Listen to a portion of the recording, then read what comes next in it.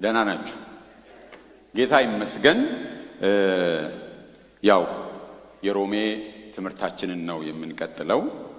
ሮሜ ምዕራፍ 12ን እንደጀመርን ታስታውሳላችሁ። ቁጥር 1 እና ቁጥር 2ን ባለፈው አይተን ነበር። ዛሬ ደግሞ ከቁጥር 3 እስከ ቁጥር 8 ድረስ ያለውን እናያለን። ለእግዚአብሔር ቃል ክብር መቆም የምንችል ሁሉ እንቆምና እናነባለን። በጌታ ስም አነባለሁ። ከቁጥር 1 ጀምራለሁ።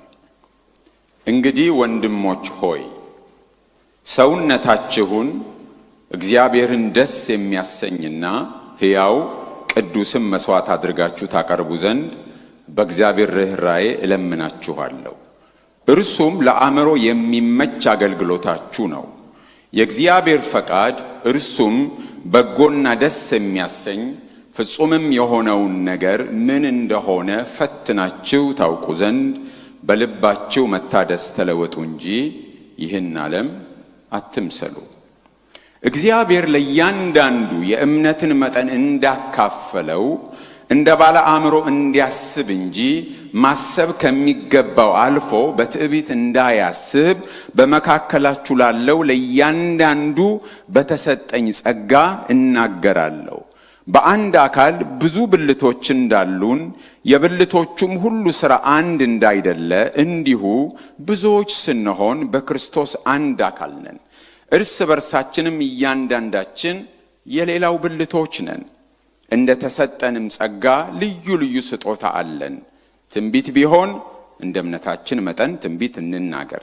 አገልግሎት ቢሆን በአገልግሎታችን እንትጋ። የሚያስተምርም ቢሆን በማስተማሩ ይትጋ። የሚመክርም ቢሆን በመምከሩ ይትጋ።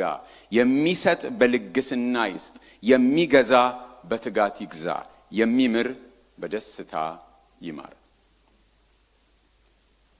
ጌታ ሆይ እናመሰግንሃለን። በቃልህ ስለምትናገረን፣ በቃልህ ጸጋን ስለምትሰጠን፣ በቃልህ መንገድህን ስለምታሳየን እናመሰግንሃለን። መንገድህ ከመንገዳችን፣ ሐሳባችን ከሐሳብህ ሩቅ ነው ሁሌም ጌታ ሆይ። ነገር ግን ወደ መንገድህ ወደ ሐሳብህ በቃልህ ትመልሰናለህ። እግዚአብሔር ሆይ ዛሬም እንደ ሁል ጊዜውም በመንፈስ ቅዱስ በሚገለጠው ቅዱሱ ቃልህ ልባችንን ወደ ልብህ፣ ሐሳባችንን ወደ ሐሳብህ፣ መንገዳችንን ወደ መንገድህ እንድትመልስ ጌታ ሆይ ራሳችንን ላንተ እናማጥናለን። በእግር ስር እንቀመጣለን። ለቃልህ እንሸነፋለን። ለቃልህ እንገዛለን። ለመንፈስ እንሸነፋለን። ለመንፈስ እንገዛለን። እንታዘዝሃለን። እግዚአብሔር አምላካችን ሆይ በቃልህ ስራብን።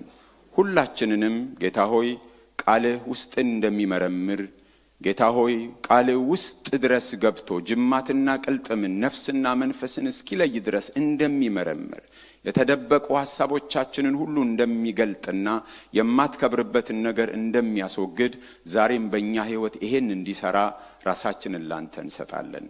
እኔን ባሪያህን ደግፈኝ በኢየሱስ ክርስቶስ ስም አሜን።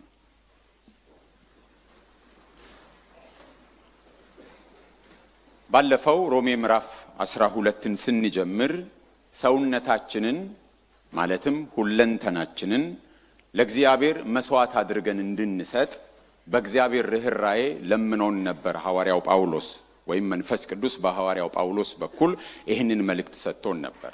ከዛ በኋላ ደግሞ ይህንን ዓለም እንዳንመስል እንድንለወጥ በመለወጣችን ደግሞ የእግዚአብሔር ፈቃድ ምን እንደሆነ ፈትነን ልናውቅ እንደሚቻለን እግዚአብሔር አስተምሮን ነበር።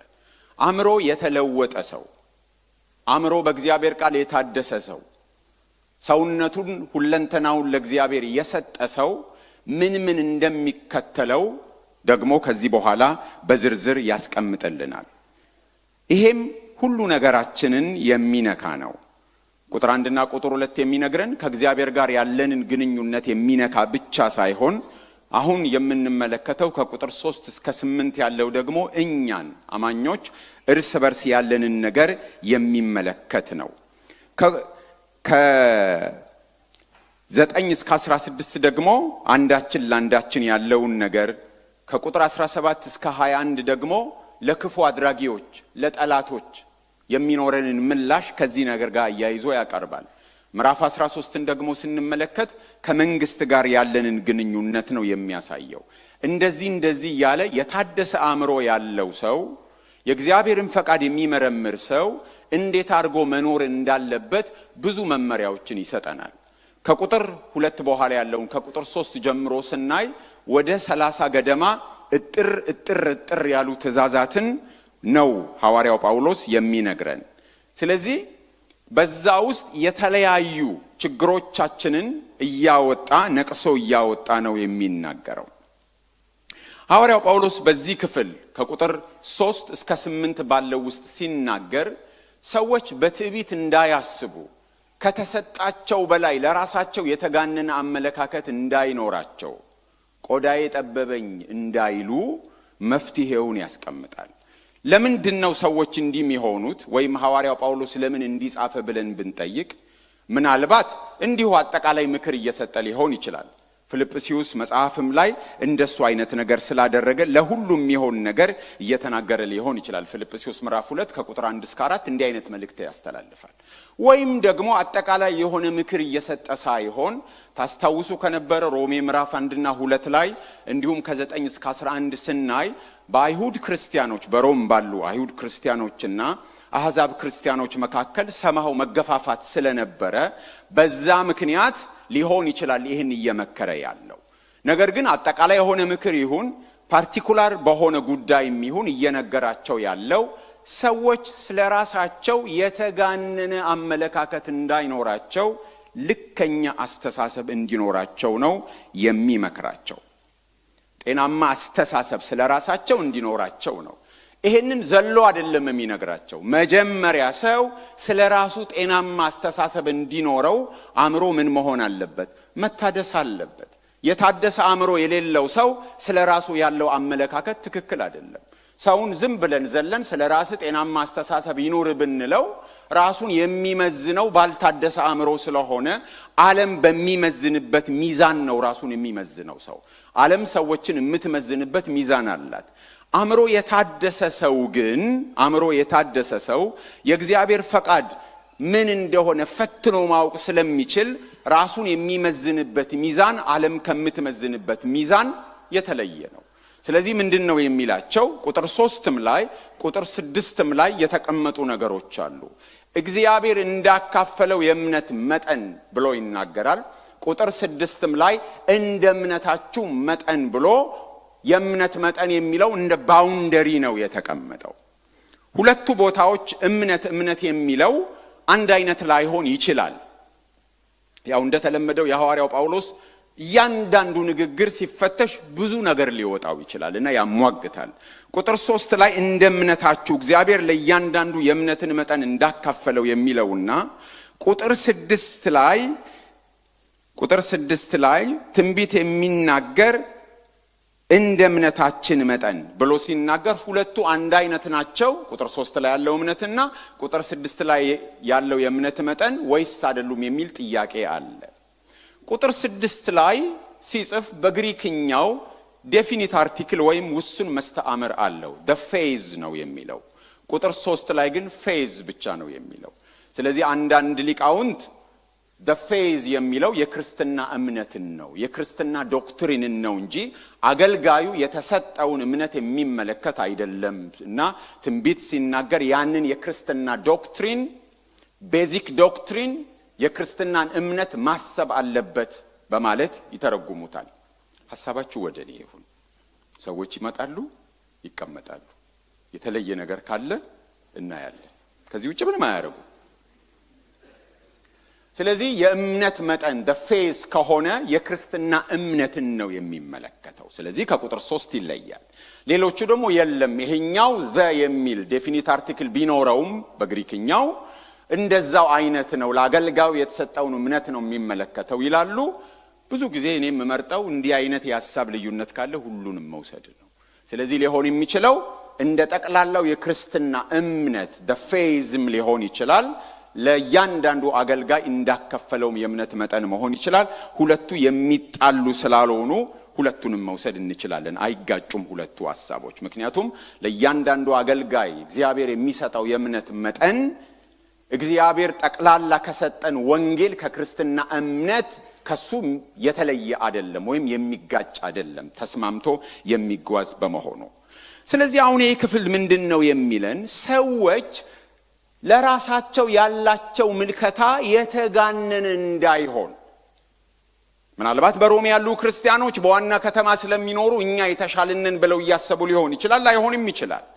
ግን በእግዚአብሔር ቤት ያሉ አማኞች ስለ ራሳቸው ያላቸው ምልከታ በጤናማ ሚዛን የተቀመጠ መሆን አለበት። ሰዎች በገንዘባቸው መጠን፣ ሰዎች በእውቀታቸው መጠን፣ ሰዎች በዚህና በዛ ባክግራውንዳቸው መጠን አይደለም ራሳቸውን መመዘን ያለባቸው። እንደሱ ከተመዘነ አንዳንዶች ራሳቸውን ከልኩ ያለፈ አድርገው ሲገምቱ፣ አንዳንዶች ደግሞ ራሳቸውን ከልኩ ያነሰ አድርገው ይገምታሉ። ሁለቱም ልክ አይደለም። ስለ ራስ የተጋነነ አመለካከትም ስለ ራስ ከመስመር ያለፈ ከልኩ የወረደ ዝቅተኛ አመለካከትም አንድ አይነት አይደለም።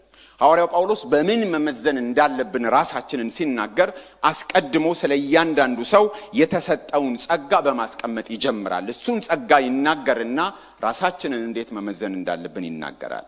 እግዚአብሔር ለእያንዳንዱ የእምነትን መጠን እንዳካፈለው እንደ ባለ አእምሮ እንዲያስብ እንጂ ማሰብ ከሚገባው አልፎ በትዕቢት እንዳያስብ ይላል። እንደምን ያስብ?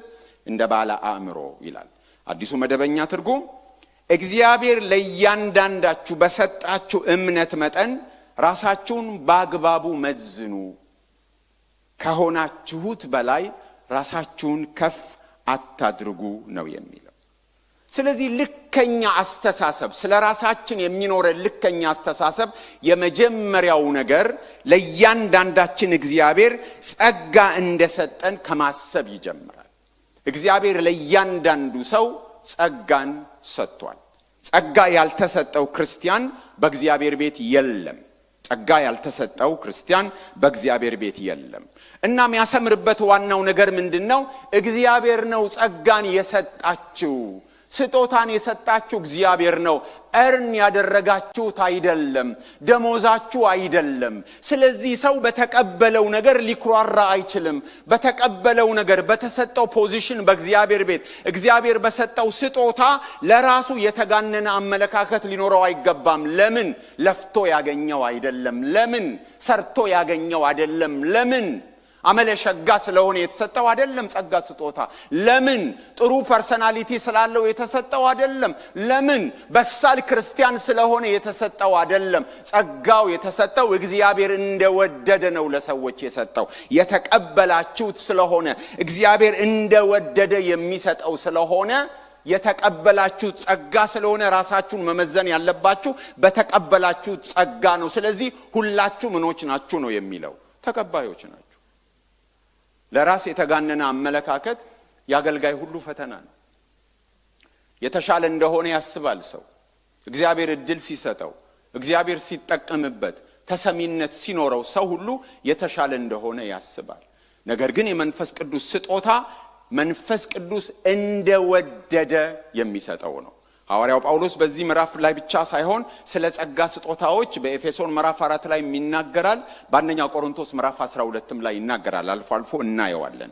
አንደኛ ቆሮንቶስ ምዕራፍ 12 ቁጥር 11ን እንመልከት። አንደኛ ቆሮንቶስ ምዕራፍ 12 ቁጥር 11 የተለያዩ ስጦታዎችን ይዘረዝራል። በተለምዶ 9 የምንላቸውን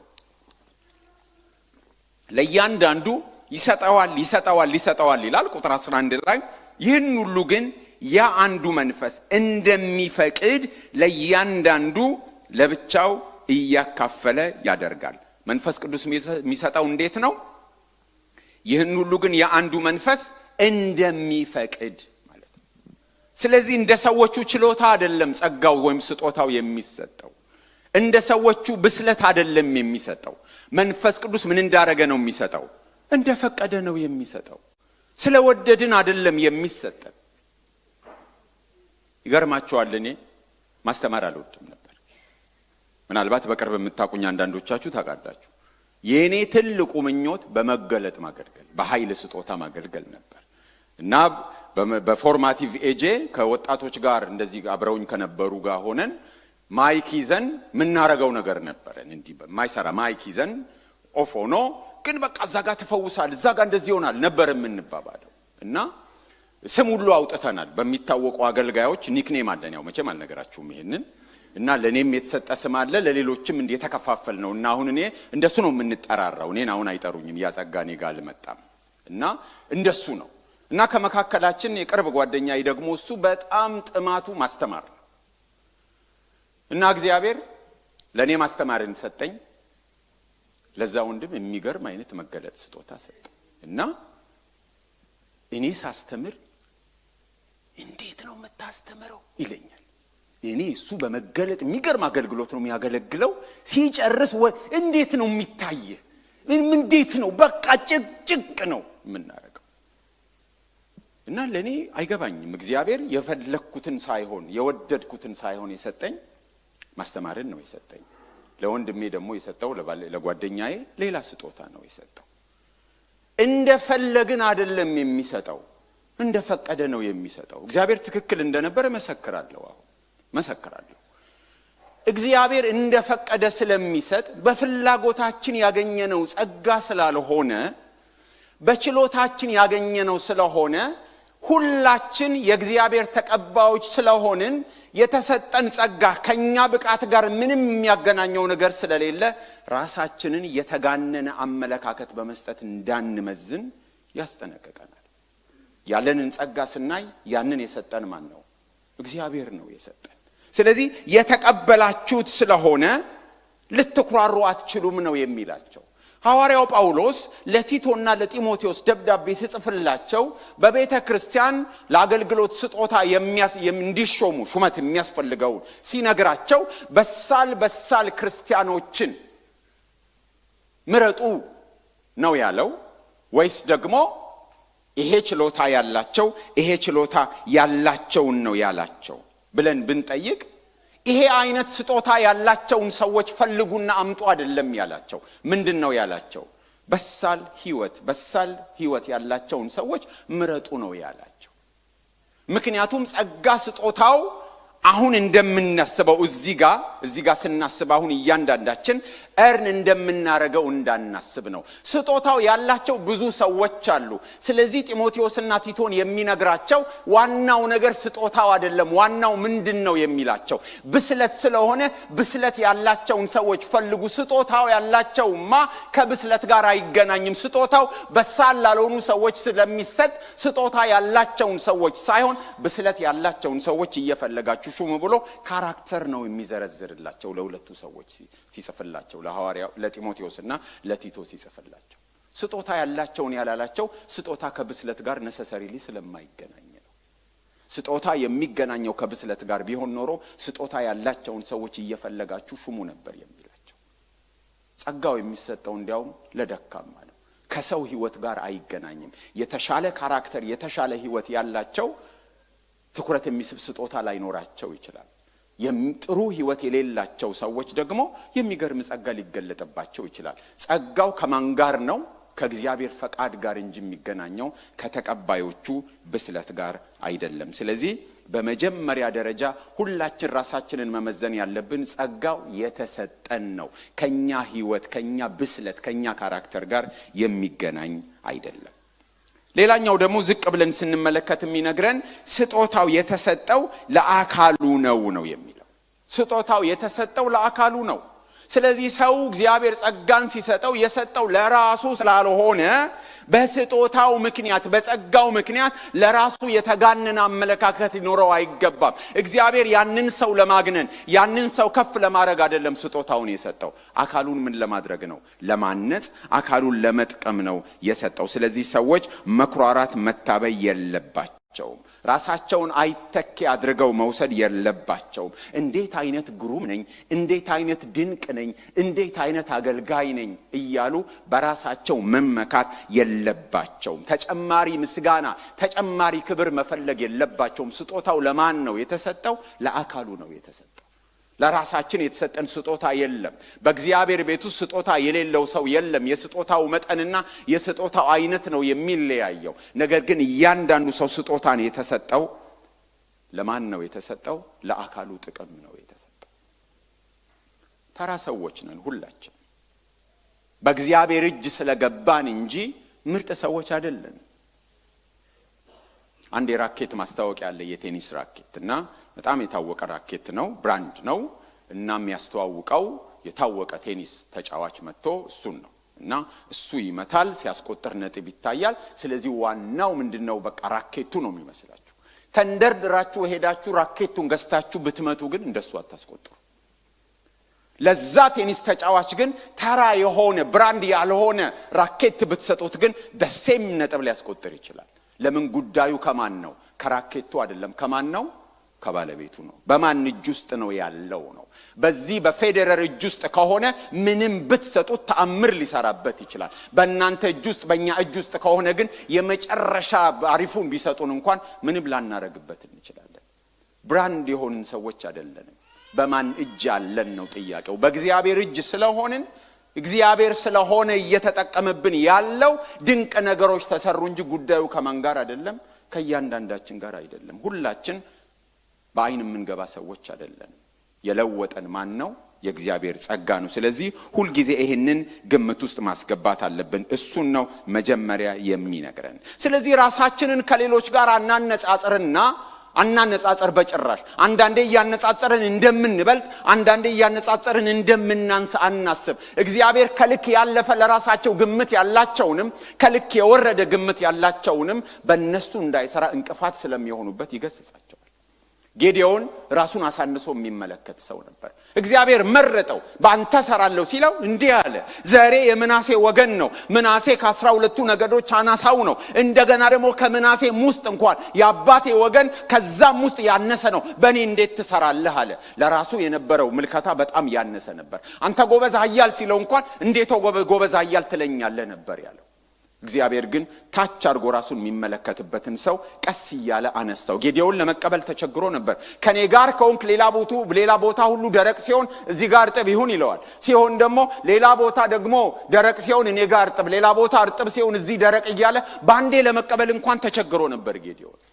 ጴጥሮስ ደግሞ ለራሱ የነበረው ምልከታ የተጋነነ ነበር፣ መስመር ያልፍ ነበር። ጌታችን ኢየሱስ ክርስቶስ መከራ ሊቀበል እንደሚገባ ሲናገር ሐዋርያው ጴጥሮስ ጌታን ይገስጸው ጀመረ። አይሁንብህ ጌታ ሆይ ልክ አይደለም ብሎ ጌታን ለመገሰጽ እስከ መነሳት እንኳን ከመስመር ያለፈ ግምት ስለነበረው እሱንም ቦታውን አስያዘው። ጌዲዮንን ደግሞ እሱንም ቦታውን ያስያዘው። የተጋነነ አመለካከትም ከመስመር ያለፈ ሲኖር ጴጥሮስ እንዴት እንደተገሰጸ እናስታውሳለን። እንደሱ አይነቱ ተክሳጽ ነው የሚመጣው። ጌዲዮን እንደነበረው ከመስመር ያነሰ ማመለካከት ሲኖረን እግዚአብሔር ሊሰራብን ስለሚቸገር በልክ አድርጉት ይላል። የተሰጠን ጸጋ ምንድነው? ሁላችን ጸጋ ተቀባዮች ነን። ሁላችንም ጸጋ የተሰጠን እየተመዘንን እርን እያደረግን ደሞዝ አይደለም የተከፈለን። ያው አንዱ መንፈስ እንደወደደ እንደፈቀደ ስለሰጠን የተጋነነ አመለካከት ሊኖረን አይገባም። እንደሱ እንዲሰማን የሚያደርግ ኢንቫይሮንመንት ውስጥ ካለን መንቃት አለብን፣ መገሰጽ አለብን። ሁለተኛ ጸጋው የተሰጠው ለአካሉ ነው ብለናል። እኛ አንድ አካል ነን። ሐዋርያው ጳውሎስ ደጋግሞ ነው የሚናገረው። በቆሮንቶስ መልእክቱም ይናገራል፣ በኤፌሶንም ይናገራል። አንድ አካል ነን፣ የአንድ አካል ብልቶች ነን። አንዳችን ከሌላኛው ጋር የተያያዝን ነን። ስለዚህ የትኛውም ሰው ራሱን ሊመለከት የሚገባው በአካሉ ላይ አንድ ብልት እንደሆነ እንጂ አካሉ ሁሉ እንደሆነ ማሰብ የለበትም። አንድ ሰው ማሰብ ያለበት ለራሱ ተመድበው የተሰጠው ስራ አለ እንጂ የሌላውን ስራ ሊሰራ አይገባም። ብሌን ጥፍር ሊሆን አይችልም፣ ጥፍር ብሌን ሊሆን አይችልም። እያንዳንዱ የተሰጠው ቦታ አለ፣ የተሰመረለት መስመር አለ። አንዱ ያለ ሌላው ሊሆን አይችልም፣ አንዱ ሁሉንም ሊሆን አይችልም። ስለዚህ በአካላት መካከል ፉክክር ሊኖር አይገባም። እግርና እጅ አይፎካከሩ። ስለዚህ በአገልጋዮች በአማኞች መካከል በብልቶች መካከል ፉክክር መኖር የለበትም። በእግዚአብሔር ቤት ውስጥ የኔ ይበልጣል የሚል ፉክክር መኖር የለበትም። ፉክክር ሲኖር ነው አንዱ ከፍ ያለ እንደሆነ የሚያስበው። የአንድ አካል ብልቶች ከሆንን ሁላችን የተሰጠን ቦታ አለ። የተሰጠንን ቦታ በአክብሮት በአግባቡ ጠብቀን የእግዚአብሔርን ስራ የምንሰራ ከሆነ አካሉ ፍሎሪሽ ያደርጋል በጤናማነት። የምንፎካከር ከሆነ ግን ጤና ማጣት ይመጣል በአካሉ ውስጥ። አንዱ መስራት ያለበት የራሱን ስራ ነው። አንዱ ሌላኛውን አታስፈልገኝም ሊለው አይችልም። በክርስቶስ ከሆንን አንድነታችን በክርስቶስ ነው። እጅ ከእግር ጋር አብሬ አልሆንም ማለት አትችልም። አፍ የፈለኩትን ሁሉ አስገብቻ አላምጣለሁ ማለት አይችልም። አንዳንዱም ያላምጣው እዚህ ጋር ላለው ለጨጓራው ችግር ከሆነ እንደወደደ ማስገባት አይችልም። ለዚህኛው ማሰብ አለበት። የምናረጋቸው ነገሮች አንዱ ካንዱ ጋር የተያያዘ ነው። የምንበላው በጣም ጣፋጭ ከሆነ የሆነ ነገራችንን ስለሚነካ ይሄኛው ለዚህኛው ማሰብ አለበት። ስለዚህ መጠንቀቅ አለብን። አንዱም ያደረገው አንዱን እንዳይጎዳ፣ ያንዱ ስራ ለበሌላኛው እንደማይሰራ፣ ተራ የሚባሉ ነገሮችን ካን ቫሉ እንዳላቸው በአካል ላይ አካል ተደጋግፎ እንደሚሰራ ካላሰብን ችግር ውስጥ ነው የምንገባው። ስለዚህ መጠንቀቅ አለብን። አንዱ ለአንዱ ያለውን ቫልዩ ማሰብ አለብን። አንድ አካል መሆናችንን ማሰብ አለብን። ሐዋርያው ጳውሎስ አንድ አካል ናችሁ፣ የአንድ አካል ብልቶች ናችሁ ሲል ብዙ ነገሮችን ግምት ውስጥ ያስገባ ነው። በዛን ዘመን የንጉሱ አካላት ተደርጎ መንግስት ይቆጠር ነበር። ስለዚህ የፖለቲካው አካል አይደላችሁም እናንተ፣ የመንግስት አካል አይደላችሁም እናንተ፣ የክርስቶስ አካላት ናችሁ ነው የሚለው። ስለዚህ አንድነታችንን ማሰብ አለብን። ስለ ጌታ እራት ሲነገር ብዙ ጊዜ ሐዋርያው ጳውሎስም እንዳለ አንድነታችንን ነው አንድ ጽዋ እያለ ይናገራል። ከአንድ ጽዋ ነው የምንጠጣው፣ አንዱን እንጀራ ነው የምንበላው ይልና ሰው ሳይገነዘብ ይሄንን ሳያስተውል ሳይረዳ ቢበላ ይላል። ስለምንድን ነው የሚያወራው? ብዙ ጊዜ የሚነገረው ስለ ሳያስተውል ሲባል ስጋው ስጋ መሆኑን፣ ህብስቱ ስጋ መሆኑን፣ ወይኑ ደም መሆኑን እያልን ይሄንን ሳያስተውል ነው የምንለው ብቻ አይደለም፣ አንድነትን ሳያስተውል። ምክንያቱም ቅዱስ ቁርባን አንዱ ትርጓሜው ምንድነው? የአማኞችን አንድነት የሚናገር ስለሆነ ሰው ሳይገነዘብ ሳያስተውል የሚወስድ ከሆነ ቅጣት አለበት ብሎ ሲናገር ምን ሳያስተውል? አንድነታችንን ሳያስተውል፣ ህብረታችንን ሳያስተውል። ቅዱስ ቁርባን ካንዱ ጽዋ ካንዱ ህብስት መውሰዳችን የአካሉን አንድነት በክርስቶስ ውስጥ ያለንን ህብረት እሱን መረዳት መቻል አለብን። እሱን ሳንረዳ እያንዳንዳችን ስለራሳችን ብቻ፣ ስለራሳችን ሐሳብ፣ ስለራሳችን ፍላጎት፣ ስለራሳችን አጀንዳ፣ ስለራሳችን ጥቅም፣ ስለራሳችን ወገን ብቻ እያሰብን አካሉ አንድ መሆኑን ሳናስተውል ቅዱስ ቁርባንን ብንካፈል እንኳን ፍርድ አለብን። የቆሮንቶስ ሰዎች አንዱ ችግራቸው ይሄ ነበር። ቅዱስ ቁርባን ይወስዳሉ፣ በጎራ ተከፋፍለዋል። የገሌ ነኝ እያሉ አገልጋይ የመደቡ አስቀምጠው ነበር። ስለዚህ ሐዋርያው ጳውሎስ የሚገስጻቸው የሚመክራቸው የቅዱስ ቁርባንን ትርጉም ስትወስድ እኮ አንድ ነኝ፣ አካል ነኝ፣ እንደዚህ ብዙ ብንሆንም አንዱን ነገር ተጋርተናል፣ አንዱን መንፈስ ጠጥተናል፣ በአካል ውስጥ በመንፈስ ቅዱስ ተጨምረናል። ስለዚህ የአንድ አካል ብልቶች ነን፣ መነጣጠል መገፋፋት የለብንም የሚለውን ሳታስተውሉ የምትወስዱ ከሆነ ፍርድ አለባችሁ ነው የሚላቸው። ፍርድ አለብን። አንድ መሆናችን ሳይገባን የአንድ አካል ብልቶች መሆናችንን ሳናስተውል እርስ በርስ የምንገፋፋ ከሆነ ጥያቄ ውስጥ ነው ያለ። አንድ አካል ነን። ይቺ ቤተክርስቲያን፣ ይቺ አጥቢያ የዩኒቨርሳሉ ቤተክርስቲያን አካል ናት። አንድ ሰው የዚህ አካል ሲሆን ነው የዩኒቨርሳሉ ቤተክርስቲያን አካል የሚሆነው። አንድ ሰው የቤተክርስቲያን አካል በዚህ አጥቢያ የምትገለጠው የክርስቶስ አካል ብልት ሳይሆን የዩኒቨርሳሉ ቤተክርስቲያን አካል ለመሆኑ መጽሐፍ ቅዱስ አያስተምረን። ሁሉ ጊዜም ሎካሊ የምትገለጥ የዩኒቨርሳሉ ቤተክርስቲያን አካል ናት እያንዳንዷ አጥቢያ። ክርስትናችን የሚገለጠው በዛ ውስጥ ነው። በዚህ ዘመን ቴክኖሎጂውም ስላለ የኦንላይን ቤተክርስቲያን፣ የቲቪ ቤተክርስቲያን በዚህ በአካል የምንገናኙን ቤተክርስቲያን የምትተካ አይደለችም በጭራሽ። ለማደግ ታስፈልጉኛላችሁ፣ ለማደግ አስፈልጋችኋለሁ። ክርስቶስን ለመምሰል ለማደግ ታስፈልጉኛላችሁ። ብላይንድ ስፖቴን የምትጠቁሙኝ እናንተ ናችሁ፣ የምታበረታቱኝ የምትደግፉኝ እናንተ ናችሁ። ለማደግ አንዳችንን እንፈልጋለን። ለብቻችን በርቀት በሆነ መስኮት ላይ ብናይ እነዚህን ሁሉ ነገሮች አናገኛቸው። ስለዚህ ይሄ የክርስቶስ አካል ለእያንዳንዱ ሰው ክርስቶስን መስሎ ማደግ አስፈላጊ ነው። ስለዚህ እኔ በዚህ የተገኘሁት ሌሎችን ለመርዳት በሌሎችም ለመረዳት ነው እዚህ የተገኘሁት። እያንዳንዳችን የራሳችን ድርሻ አለን። ከልክ በላይ የሚወስድም ልክ አይደለም፣ ከልኩ ያነሰ የሚወስድም ልክ አይደለም። ሐዋርያው ጳውሎስ ለእያንዳንዳችን የእምነት መጠን እግዚአብሔር እንዳካፈለን ለዛ አገልግሎት የሚሆንን እምነት በዚህ ቦታ የእምነት መጠን እንዳካፈላችሁ ሲል ለመዳን የሚያበቃውን እምነት እያለ አይደለም። እንደሱም ያስቡ ሰዎች አሉ። ልክ አይደለም። ለሆኑ ሰዎች እንዲድኑ እምነት እግዚአብሔር የሰጣቸው፣ የሆኑ ሰዎች ደግሞ ያልዳኑት ለመዳን የሚያስፈልገውን እምነት እግዚአብሔር ያልሰጣቸው ሆኖ አይደለም። እግዚአብሔር እንዳይድኑ እምነት የከለከላቸው ሰዎች ኖረው አይደለም። እግዚአብሔር ለሁሉ ነው የሰጠው። ፈቅዶ መቀበል የሰዎች ድርሻ ነው። ነገር ግን በዚህ ቦታ የሚናገረው የተለየ እምነት ነው።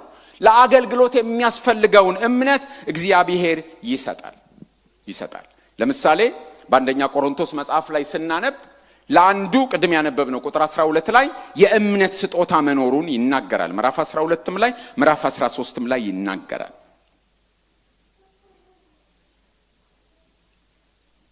ምዕራፍ 13 ቁጥር 8 ለአንዱ ጥበብን መናገር በመንፈስ ይሰጠዋልና፣ ለአንዱም በዚያው መንፈስ ዕውቀትን መናገር ይሰጠዋል፣ ለአንዱም በዚያው መንፈስ እምነት፣ ለአንዱም በአንዱ መንፈስ የመፈወስ ስጦታ፣ ለአንዱም ታምራትን የማድረግ፣ ለአንዱም ትንቢትን የመናገር እያለ እምነት ምንድን ነው? የጸጋ ስጦታ ነው። መዳኛ እምነት አይደለም። እዚህ ጋር ያለው ሰው ከዳነ በኋላ ለአገልግሎቱ የሚቀበለውን እምነት ነው የሚናገረው። ምዕራፍ 13ም ላይ ስለ ፍቅር ሲናገር ቁጥር 2 ላይ ትንቢት ቢኖረኝ ምስጢርና ሁሉ ዕውቀትን ሁሉ ባውቅ ተራሮችን እስካፈርስ ድረስ እምነት ቢኖረኝ እያለ ሲናገር የጸጋ ስጦታ እምነት ነው። ይሄ የመዳኛ እምነት አይደለም። ይሄ ስለዚህ እግዚአብሔር ለእያንዳንዱ ለአገልግሎቱ የሚሰጠው የእምነት መጠን አለ። እንዳካፈለው የእምነት መጠን ነው የሚለው።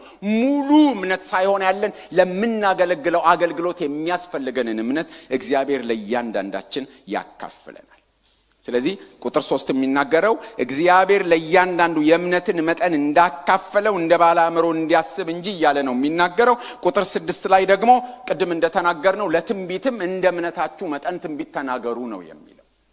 ስለዚህ የክርስትና እምነትን የሚመለከት ሊሆን ይችላል ቅድም እንዳልኩት፣ ወይም ደግሞ ለእያንዳንዱ አገልግሎት ቁጥር 3 ላይ እንዳለው የሚያካፍለውን እምነት ሊሆን ይችላል። ትንቢት በዚህ ዘመንም አለ። ሐዋርያው ጳውሎስ ለትንቢት ጥሩ ቦታ ነው የሚሰጠው። የአገልግሎት ዝርዝር በጻፈባቸው ቦታዎች ሁሉ ከሐዋርያነት ቀጥሎ የሚያስቀምጠው የትንቢትን ስጦታ ነው። ለትንቢት ትልቅ ቫልዩ ነው የሚሰጠው። ትንቢት ሲባል ግን በትንቢት ብዙ ሜስ እንደሚፈጠር በእኛ ዘመን እናውቃለን። ትንቢት እንናገራለን ነቢያትን የሚሉ ሰዎች ራሳቸውን የሚቆጥሩት እንደ ብሉይ ኪዳን ነቢያት ነው። አዲስ ኪዳን እንደሱ አይነት ቦታ አይሰጣቸውም። አዲስ ኪዳን ያንን ቦታ የሚሰጠው ለሐዋርያት ብቻ ነው። ሐዋርያት የእግዚአብሔርን ቃል ሲናገሩ ሲጽፉ መቀበል ብቻ ነው። የብሉይ ኪዳን ነቢያት እግዚአብሔር እንዲህ ይላል ካሉ መመርመር የለም መፈተሽ የለም፣ የእግዚአብሔር አፍ ስለሆኑ መቀበል ብቻ ነው። የአዲስ ኪዳን ነቢያት ግን እንደሱ አይደሉም። እንመረምራለን። ሐዋርያው ጳውሎስ በአንደኛ ቆሮንቶስ ምዕራፍ 14 ላይ ሲናገር አንዱ ሲናገር ሌሎች ቁጭ ብለው ምን ያርጓቸው? ያድምጧቸው። ከዛ ያደመጡትን ይለዩ፣ ይመርምሩ፣ ይፈትኑ። ልክ ከሆነ ይቀበሉ፣ ልክ ካልሆነ ግን አይቀበሉ ነው፣ ይገስጹ ነው የሚለው።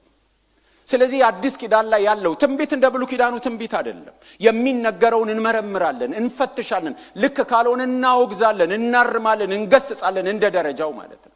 ስለዚህ ሰዎች ትንቢት ሲናገሩ የእግዚአብሔር መንፈስ ሰጥቷቸው እንደ እምነታቸው መጠን ነው መናገር ያለባቸው። ስለዚህ ከራሳቸው መጨመር የለባቸውም፣ ከተሰጣቸው ማለፍ የለባቸውም። የዚህ ዘመን ትንቢት በጣም እግዚአብሔር ከረዳቸው 50% ከእግዚአብሔር የሰሙት፣ 30% መልካም ምኞት፣ 20% ግምትና ጥርጣሬ፣ የሆነ 10% ስደምር ከ100 ካለፍኩ ወኔ ምናምን፣ የሆነ 3% አሉባልታ፣ የሆነ ምናምን ነው የሚደረገው። ከተሰጣቸው የእምነት መጠን እንዳያልፉ። ከዛ አልፈው ይተረጉማሉ ትንቢት። ከዛ አልፈው አርግ ብለው ጫና ይፈጥራሉ። የተነገረኝን ነገር ሰምቼ የማድረግ ያለ ማድረግ መብት የኔ ነው። ማንም የማይጋፋው የኔ መብት ነው። ሐዋርያው ጳውሎስ የዚህ ቀበቶ ባለቤት እንዲሆናል ሲባል በቃ አትገፋፉኝ እሄዳለሁ አለ። የጌታ ፈቃድ ይሁን ብለን ዝም አልን ያለው ለማን መብት ነው? የሰሚው መብት ነው። ጫና ማሳደር አያስፈልግም። እና ሲመረመር ብዙ ወኔ ያለ፣ አንዳንዴ ደግሞ የነገራቸውን ብቻ ሳይሆን ትርጉም ውስጥ ሁሉ ገብተው የሚገርም ነገር። ድሮ የዛሬ 15-20 ዓመት በፊት የሰማሁት ታሪክ አለ እና ያልተንኳኩ በሮች የሚለው ላይ ጠቅሼዋለሁ። ያሁን እንዳይመስላችሁ ብዬ ነው የምናገረው፣ ቼክ ታደርጋላችሁ። እና ራሱ አገልጋዩ ነው ሲናገር የሰማሁት በነበርኩበት ትንሽ ስብሰባ ውስጥ። እና አንድ ቦታ መልእክት መጣለት እና ምን ተናገረ? አንድ አገልጋይ አለ እዚህ ቤተክርስቲያን በገመድ ታስረ ያለው እና በጥስና ሂድ አለው። እንዲበጥስ ጸለየለትና ሄደ እና ቤት ደርሼ ስንበረከክ አለ እግዚአብሔር ምን አልክ አለ። እንደዚህ ማን አለ አለኝ። ጌታ ሆይ አሳይተኸኛል እኮ በገመድ ታስሮ አገልጋዩ አሳይተኸኛል። እኔ ያልኩ ይሄን አገልጋይ ይሄን ባሪያዬን ከዚች ቤተክርስቲያን ጋር ባገልግሎት ታስሬዋለሁ ነው ያልኩ አለ። ዩሲ የተሰጠው ይሄ ብቻ ነው። ግን ምን አደረገው? ተረቆመ እንደመሰለው። አንዳንዱ ትንቢት የሚሳሳተው እንደዚህ ነው። ከተሰጠው ውልፍት ማለት የለበትም። ትርጉሙ ካልተሰጠው አልተሰጠውም። በግምት በነሲብ ከሆነ በቀራረማቸው ማስረጃዎች በመልካም ምኞት ሊያስተላልፍ በፈለገው ነገር መሆን የለበትም። እንደተሰጠው የእምነት መጠን ነው መናገር ያለበት። ቅድም እንዳልኩት የእምነት መጠን የሚለው ፌዝን ከሆነ ደግሞ የሚመጣው መልእክት ከክርስትና አጠቃላይ አስተምሮ ጋር መላተም የለበትም በጭራሽ። ለዚህ ነው አንዳንድ ጊዜ ስለ ትዳር የሚመጡ መልእክቶች የሚያስደነግጡት። ከዚህ ተለይተሽ ገሌ ጋር ሂጂ እንትናን ፈተህ ገሊትን እንደዚህ የሚሉ መልእክቶች ከእግዚአብሔር ቃል ጋር የሚጋጩ ስለሆኑ እንደተሰጠው የእምነት ብቻ ሳይሆን እንደ እምነቱ መጠን እንደ ክርስትና እምነት ስላልሆነ እነዚህ ነገሮች አውቶማቲካሊ ወደዛ የሚጣሉ መሆን አለባቸው እና ከተሰጣቸው ውጪ በመልካም ምኞት በግምት በሆነ ነገር የተሞላ መልእክት ማስተላለፍ የለባቸውም። ብዙ ድራማ ነው የምናየው። ቀጥታ ከእግዚአብሔር እየሰሙ እንደሆነ ለማሳየት ተጽዕኖ ለመፍጠር ብዙ መወራጨት ብዙ ድራማቲክ የሆኑ ነገሮች አሉ እና አንዳንድ እውነታውን እግዚአብሔር እሱ ነው የሚፈልገው እንዲሳለብን አይደለም። እውነቱ እንደሱ አይደለም። እንዴት እናገልግል የሚለውን ደግሞ መጨረሻ ይናገራል። ከጊዜም ጋር ስለሚሄድ ነው። እንዴት ያገልግሉ ብሎ ይናገራል። የሚያስተምር ቢሆን በማስተማር ይትጋ፣ የሚመክር ቢሆን በመምከሩ ይትጋ፣ የሚሰጥ ቢሆን በልግስና ይስጥ፣ የሚገዛ በትጋት ይግዛ፣ የሚምር በደስታ ይማር ብሎ ስጦታዎችን ይዘረዝራል። ማስተማር የሚያስተምር ይትጋ፣ የእግዚአብሔርን ቃል ለማወቅ ራሱን ለማስተማር የእግዚአብሔር ቃል የተጻፈበትን አውድ ለመፈተሽ ይትጋ። ራሱን ኢኩፕ ለማድረግ መትጋት አለበት። በዚህ ዘመን ብዙ ስጦታዎች ቢያስፈልጉንም በእኔ ግምት እና በእኔ እይታ እንደ አስተማሪ ያመሃል ጉድለት በኢትዮጵያ ቤተክርስቲያን ብዙ ያለ አይመስለኝም። ብዙ አነቃቂ፣ ብዙ ሰባኪ፣ ብዙ ተንባይ ብዙ አለ። ትምህርት ላይ ሲመጣ ግን መሰረታዊ የሆኑ ነገሮችን የሚያስተምር ሰው እጥረት አለ። ስለዚህ እግዚአብሔር ይህንን ጸጋ በቤተክርስቲያን እንዲገልጥ እጅግ በጣም ያስፈልጋል። በጣም አስፈላጊ ነገር ነው። ግን ማስተማር ብቻ አይደለም። የሚመክር ቢሆን ይላል፣ የሚሰጥ ቢሆን ይላል። ብዙ ስጦታዎች አሉ። እንደምታውቁት ቅድምም እንደተናገርኩት እነዚህ ስጦታዎች ሁሉንም የመንፈስ ቅዱስ ስጦታዎች ኤግዞስቲቭሊ አይደለም ሐዋርያው ጳውሎስ ያስቀመጠው፣ ለናሙና ነው ያስቀመጠው። ተጨማሪ ኤፌሶን ምዕራፍ 4 ላይ አለ፣ ተጨማሪ አንደኛ ቆሮንቶስ ምዕራፍ 12 ላይ አለ በስፋት። ግን እነሱም በሙሉ አይደሉም፣ ብዙዎች አሉ። ስለዚህ ለሳምፕል ይሄን ሰጥቶን ሌሎችንም አገልግሎቶች በምን አይነት ሁኔታ ማገልገል እንዳለብን በዚህ ላይ ቤዝ አድርገን መርሆችን ልናወጣ እንችላለን። እሱንም ለመጠቆም ነው የሚሰጠን። የማማከር ስጦታ በቤተ ክርስቲያን ያስፈልጋል። ብዙ ሰዎች አሉ በጓደኝነት ልንቀርባቸው የሚያስፈልጉ፣ ልባቸው የወደቀ ልናበረታታቸው የሚያስፈልጉን ሰዎች አሉ። በርናባስ እንደዚህ አይነት ስጦታ ነበረው። ጠጋ ይልና ሰዎችን ኢንከሬጅ ያደርጋል። ሳውል ገና ጌታን እንደተቀበለ ሌሎቹ ደቀ መዛሙርት ይሄ ሰውዬ ትላንት ሲያሳድደን አልነበር እንዴ ብለው ሲሸሹት ሐዋርያት ሥራ ምዕራፍ 9 ቁጥር 26 ላይ የምናየው ከደቀ መዛሙርቱ ጋር እየወሰደ ይሄ ሰውዬ እኮ ተለውጧል እያለ መንገድ የጠረገለት ማን ነው? በርናባስ ነው። ምዕራፍ 15 ላይ ደግሞ ከቁጥር 32 ጀምሮ ስናይ ሐዋርያው ጳውሎስና በርናባስ በአንድ ሐሳብ ተጋጩ። ማርቆስ የሚባለው ዮሐንስ ወይም ዮሐንስ የሚባለው ማርቆስን እንውሰደው ላይ ተጣሉ። ሐዋርያው ጳውሎስ ከዚህ በፊት ወደ ኋላ ብሏል፣ ወደ ኋላ የለም ከዚህ ሰውዬ ጋር ሄድም አለ። በርናባስ ደግሞ የለም። የሱ ጸጋ ምንድነው? ልባቸው የወደቀ የደከሙ ሰዎችን ምን ማድረግ ነው? ማበረታታት ስለሆነ ትላንት ቢመለስም ወደ ኋላ ቢልም ዛሬ ደግሞ ደግፈን እናቆመው በሚል ይዤው ካልሄድኩ አለ። ሁለቱ ሰዎች ሳይስማሙ ሄዱ። በርናባስም በተሰጠው ስጦታ መሰረት የወደቁ ሰዎችን ይዞ እንደቆመ የምናየው ሐዋርያው ጳውሎስ የመጨረሻ መልእክቱን ጢሞቴዎስ ላይ ሲጽፍ ማርቆስ በብዙ ነገር ይደግፈኛል ብሎ ያንን ሰው ተናገረ። በርናባስ እንዲህ አይነት ስጦታ ነበረው። ከመካከላችን በርናባሶች አላችሁ? ይህን ጸጋ እግዚአብሔር የሰጣችሁ ማንም የማያችሁ ጠጋ ብላችሁ ልቡ የወደቀውን ሰው፣ የዛለውን ሰው፣ ተስፋ የቆረጠውን ሰው ገለልተኛ ሰው ጓደኛ የሌለው የሚያናገረው የሌለውን ሰው ጠጋ ብላችሁ ልቡን የምትደግፉ የምታበረታቱ ሰዎች ታስፈልጋላችሁ በመካከላችን። መስጠት ያላቸው አማኝ ሁሉ መስጠት ተሰጥቶታል። ግን የተለየ የመስጠት ስጦታ ያላቸው ሰዎች አሉ። የለጋስነት ስጦታ። የተራቡ ሰዎች መሃላችን አሉ። የታረዙ ሰዎች ሲኖሩ ጠጋ ብለው የሚያዩ ለእግዚአብሔር ሥራ በቸርነት የሚሰጡ ሰዎች፣ ኒዲ የሆኑ ሰዎችን የሚመለከቱ ሰዎች ያስፈልጋሉ። እነዚህ ሰዎች እንዴት ያገልግሉ? በልግስና። የሚሰጥ በልግስና። የሚገዛ የሚለው ደግሞ አዲሱ መደበኛ ትርጉም የሚመራ ነው የሚለው። ስለ አመራር ስለ ሊደርሺፕ ነው የሚናገረው። የሮሜ ቤተክርስቲያን በሐዋርያት የተመሰረተች ስላልሆነች ሐዋርያዊ ልዑክም የተመሰረታት ስላልሆነች ሐዋርያው ጳውሎስ በዚች ቤተክርስቲያን ሽማግሌዎችን አይጠቅስም። በዚች ቤተክርስቲያን ሐዋርያትን አይጠቅስም። በሌላ ስፍራ ለምሳሌ በቆሮንቶስ እነ ኬፋን ይጠቅሳል። በገላትያ እነ ኬፋን እነ ያዕቆብን እነ ዮሐንስን አማድ ብሎ እነሱን ይጠቅሳል። በዚህ ቦታ ግን በሮሜ ሐዋርያትን አይጠቅስም፣ ሽማግሌዎችን አይጠቅስም፣ ዲያቆናትን አይጠቅስም፣ ኤጲስቆጶሳትን አይጠቅስም። እንደሱ አይነት ነገር ያለ አይመስለኝም። ግን መሪዎች ነበሩ። በቤት ውስጥ ያሉ አብያተ ክርስቲያናት ናቸው። ምዕራፍ 16 ስናይናያለን። እዛ ግን መሪዎች ስለነበሩ የሚመሩ ሰዎች እንዴት መምራት እንዳለባቸው ይጠቁማቸዋል። ቤተክርስቲያንን አንድ የሚያረጋት መዋቅር ሳይሆን በመንፈስ ቅዱስ የጠጣነው መንፈስ ቅዱስ በመንፈስ ቅዱስ የተቀበልነው የአካሉ ብልቶች መሆናችን ነው። ስለዚህ እነዚህ አብያተ ክርስቲያናት መሪ አልባ አልነበሩ። ዋናው ነገር ምንድነው? እንዴት እናገልግል ነው። እየከፋው እያጉረመረመ እያዘነ ምን ዳነው ባካችሁ እያለ የወደቀ ፊት ይዞ አይደለም ማገልገል ያለበት ሰው። እንደሱ አይነት መንፈስ ውስጥ ሆኖ የሚያገለግል ሰው ምናልባት ስጦታው አልተሰጠው ይሆናል። ያ ስጦታ ሰው ሲያገለግል በደስታ፣ ሰው ሲያገለግል በልግስና፣ ሰው ሲያገለግል በትጋት እንደሱ ነው የሚለው። በማስተማር ይትጋ በትጋት፣ የሚመክር ቢሆን በመምከሩ ይትጋ፣ የሚሰጥ በልግስና ይስጥ፣ የሚገዛ በትጋት ይግዛ፣ የሚምር በደስታ ይማር። በዚህ አይነት ስሜት ነው ሰው ማገልገል ያለበት። እየተደሰተ ደስ እያለው በልግስና በጥሩ ልብ ነው፣ ሐሴት በሚያደርግ ልብ ነው ማገልገል ያለበት። ሳያካብድ፣ ራሱን ሳይቆልል፣ ሌላውን ወደ ታች ሳይመለከት ነው ማገልገል ያለበት። እግዚአብሔር ከጠራን ያንን አገልግሎት እንድንወደው ያደርገናል። ለዛ አገልግሎት እምነትን ያካፍለናል። ልንደሰት ነው የሚገባው ስናገለግል።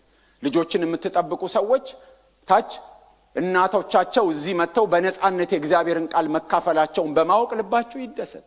እዚህ ምን እንደምታስገኙ ስታስቡ እያንዳንዱ ሰው አገልግሎቱን በደስታ ልብ፣ በትጋት፣ በልግስና በእንደዚህ አይነት ልብ ነው እንጂ ማገልገል ያለበት በሐዘንና በወደቀ ልብ አይደለም ማገልገል ያለበት። እግዚአብሔር ስጦታን ሲሰጥ አንድ አይነት ስጦታ አይደለም ለሰዎች የሰጠው። አስተማሪዎች እንኳን አንድ አይነት አስተማሪዎች አይደሉም። እስቲ አስተማሪዎችን አስቧቸው፣ የምታውቋቸውን አንድ አይነት ዘይቤ አይደለም ያላቸው። እስቲ ዘማሪዎችን አስቡ። ብዙ ዘማሪዎች አሉ። ነገር ግን ሁሉም ዘማሪዎች አንድ አይነት አይደሉም። ዳንኤልን አገኘውን ከሊሊ፣ ሊሊን ከታምራት፣ ታምራትን ከደረጀ ብንል ሁሉም ዘማሪዎች ናቸው። አስቴርን ከማን ብንል ሁሉም ይለያያሉ። ስለዚህ አንድ አይነት እንኳን የሚባል ጸጋ ተሰጥቶ በእኛ የሚገለጠው የተለያየ ነው። ሁሉ ዘማሪ አንድ አይደለም። ሁሉ ሰባኪ አንድ አይደለም። ሁሉ አስተማሪ አንድ አይደለም። የእያንዳንዳችን የተለያየ ነው። እጨርሳለሁ በ2 ደቂቃ። ቅድም እንዳልኩት ይሄ ስጦታ ዝርዝር ሙሉ አይደለም። በዚህ ክፍል ስናነብ ሮሜ 12 ላይ ስጦታውን ሲነግረን እግዚአብሔር አብ የሚሰጠው እንደሆነ ነው የሚነግረን። ኤፌሶን ምዕራፍ 4 ስናነብ ደግሞ ክርስቶስ ኢየሱስ ወይም እግዚአብሔር ወልድ ስጦታዎቹን እንደሚሰጥ ባረገ ጊዜ ምርኮን መውሰዱን ከዛ ስጦታን መስጠቱን ብሎ አንዳንዶቹን ሐዋርያት እያለ ወልድ እንደሰጠን ነው የሚናገረው። አንደኛ ቆሮንቶስ ምዕራፍ 12ን ስናነብ ደግሞ ያው አንዱ መንፈስ እንደፈቀደ ነው የሚሰጠው ብሎ መንፈስ ቅዱስ እንደሚሰጥ ነው የሚነግረን። ስጦታዎች በሙሉ ሥላሴያዊ ስጦታዎች ናቸው። ስለዚህ የትኛውም ስጦታ፣ ምንም አይነት ስጦታ ምንጩ ማን ነው? አሐዱ ስሉስ አምላክ ነው። የትኛውም ስጦታ የመሪነት ይሁን፣ ጥፍርነት ይሁን፣ ጸጉርነት ይሁን፣ ልብነት ይሁን፣ እጅነት ይሁን፣ እግርነት ይሁን፣ የሁሉም ስጦታ ከማን ነው? ከእግዚአብሔር ነው። ስለዚህ የሁሉም ምንጭ እኛ አንዱ ከፍ አንዱ ዝቅ ይላል ብለን ልናበላልጥ አንችልም። ለአካሉ ብልጽግና፣ ለአካሉ መታነጽ ነው የተሰጠው። እግዚአብሔር ነው የሚሰጠው። ሁለተኛው የስጦታው ግብ ደግሞ ማነጽ ነው። ሰጪው እግዚአብሔር ነው። የስጦታው ግብ ማነጽ ነው። ስጦታው ደግሞ ሶስተኛ ልዩ ነው። ልዕለ ተፈጥሯዊ የሆኑ ስጦታዎች አሉ። እንደሱ አይነት ሱፐርናቹራል ያልሆኑ በዚህ ክፍል ውስጥ የምናየው እንደው ለተፈጥሯዊ የሚመስል ወይም ደግሞ ሱፐርናቹራል የሚመስለው ወይም የኃይል አገልግሎት የመናገር አገልግሎት የትኛው ነው ብንል የትንቢት ነው። ሌሎቹ ግን ማስተዳደር፣ በልግስና መስጠት፣ መምከር፣ የምህረት ስጦታ እነዚህን ስናያቸው የተለየ አይነት ስጦታዎች አይመስሉም። ስለዚህ ከትንቢት በስተቀር ሌሎቹ መደበኛ አይነት ነው የሚመስሉት። ስለዚህ ስለ ጸጋ ስጦታ ያለንን ምልከታ ልናስተካክል ግድ ነው። በዚህ ቦታ ጸጋ ስጦታን ለእያንዳንዱ ተሰጠ ብሎ ያቀረበው መለገስ እንዴት ጸጋ ስጦታ ይሆናል? እኛ የምናውቀው ትንቢት መገለጥ ምናምን ነው። እዚህ ቦታ ግን የሚናገረው ምህረት ማድረግ፣ መለገስ ሁሉ ምንድን ነው? የጸጋ ስጦታ ነው። ስለዚህ ስለ ጸጋ ስጦታ ያለንን ምልከታ ምን ማድረግ አለብን? ማስተካከል አለብን። የትኛው ነው ጸጋ ስጦታ ያልሆነው? ከጥቂት ወራት በፊት ዶክተር ዮሴፍ እዚህ ጋር ሲናገር ነበረ። ጸጋ ስጦታዎች ምን ምን እንደሆኑ ሲዘረዝር ልቤ ላይ የቀረልኝ አንድ ስጦታ አለ፣ የፈገግታ ስጦታ። ሰው እንኳን በጌታ ቤት መጥቶ ቸርች መጥቶ ወደ ኋላ እንዳይል ፈገግታ እንዴት እንደሚይዘው ሲናገር ነበር። አንዳንዶቻችሁ እንደሱ ናችሁ፣ ሳያችሁ ፈገግታችሁ የሚገርም። አንዳንዶች እንደኔ ናችሁ፣ በጠዋት 2 ጣሳ ኮሶ በባዶ ሆዱ ጠጥቶ እንደመጣ ሰው ኩስትር ያሉ ፊቶች አያለሁ። በቃ ስጦታው በፈገግታ የሰዎችን እስራት እንኳን ይፈታል። አዳዲስ ሰዎችን ደረስ ብለው እንዳይመለሱ ያስቀራል። ያዘነ የቆዘመ በብዙ ነገር ሆኖ የመጣ ሰው በፈገግታ ሰላም ስትሉት ምን ያደርጋል? ያስራል፣ ያስቀራል። ስለዚህ እስቲ ፈገግ በሉ። በኋላም ደግሞ በሚኖረን ስብሰባ ላይ በቁጣ ሳይሆን በተኮሳተረ ሁኔታ ሳይሆን ከመስመር በወጣ ሳይሆን ስርዓት ባልጠበቀ ሁኔታ ሳይሆን በአግባቡ ዘና ፈታ ብላችሁ እግዚአብሔር በመካከላችን እንዳለ በማሰብ ንግግራችን በጨው እንደተቀመመ በጸጋ ሆኖ ሐሳባችንን ያለምንም ጥላቻ ያለምንም ክፋት ሰውን ለመጉዳት ባለማሰብ ሐሳባችሁን ፒውርሊ እንደ ሐሳብ ብቻ እንደምታቀርቡ ተስፋ አደርጋለሁ። አሜን ነው። እንጸልያለን።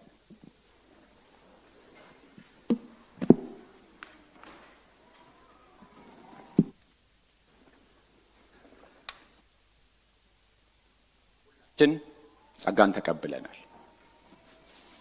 ጸጋ ያልተቀበለ የለም። ከተሰጠን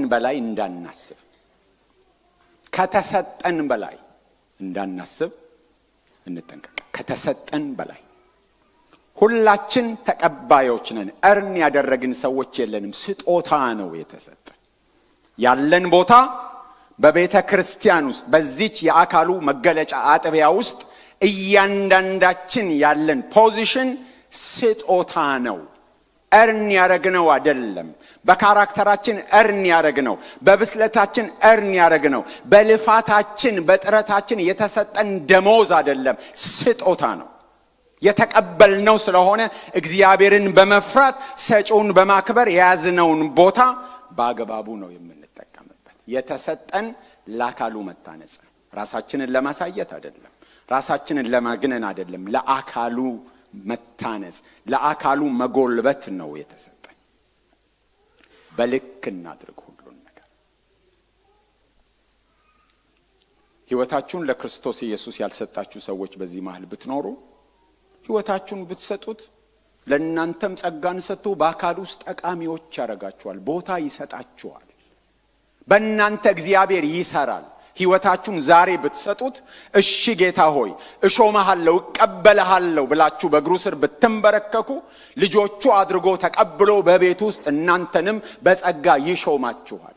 የትላንት ወሮበሎች፣ የትላንት ሌቦች፣ የትላንት አመንዝሮች፣ የትላንት ሰካራሞች ናቸው ዛሬ በእግዚአብሔር ቤት አገልጋዮች ውስጥ የሆኑት። የትላንት ተንኮለኞች፣ የትላንት መጥፎ ሰዎች፣ የትላንት ክፉ ሰዎች በክርስቶስ ኢየሱስ ደም ታጥበን ነው ዛሬ በእግዚአብሔር ቤት ውስጥ አገልጋዮች ጠቃሚ ዜጎች የሆነው። ሁላችንም ኃጢአታችን በክርስቶስ ኢየሱስ ደም ታጥቦልን ነው።